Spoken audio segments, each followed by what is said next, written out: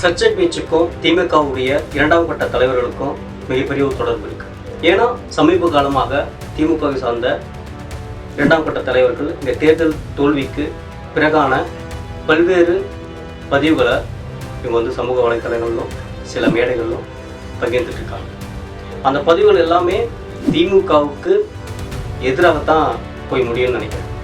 ஏன்னா ஆராசா அவர்கள் பிசிகாவின் மீது வைத்த கீழ்த்தரமான விமர்சனம், அதனைத் தொடர்ந்து இப்பொழுது திமுகவில் உள்ள இரண்டாம் கட்ட தலைவரான திரு RS பாரதி அவருடைய விமர்சனம், கோட் சூட் போட்டவெல்லாம் இப்போ வந்திருக்கான்.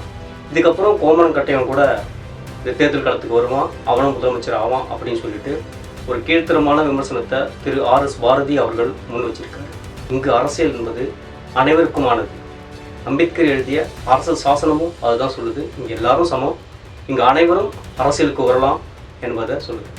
இவ்வளவு ஆண்டு காலமாக சமூக நீதி பேசி வந்த திமுகவிலிருந்து இந்த மாதிரி இரண்டாம் கட்ட தலைவர்கள் வாய்க்கு வந்த மாதிரிலாம் பேசுறது என்பது கண்டனத்துக்குரிய ஒரு விஷயம்.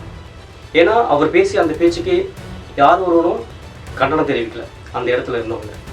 இப்போ கோட் சூட் போட வந்திருக்கான், நாளை கோமன கட்டையும் வருவான் அப்படின்னு சொல்கிறதெல்லாம் எந்த விதத்தில் ஏற்புடையதாக இருக்குன்னு பார்த்துக்கோங்க.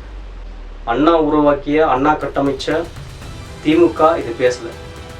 அதை தொடர்ந்து வந்த கலைஞர் இந்த மாதிரி கீழ்த்தரமான விமர்சனத்தை முன்னெடுக்கலை.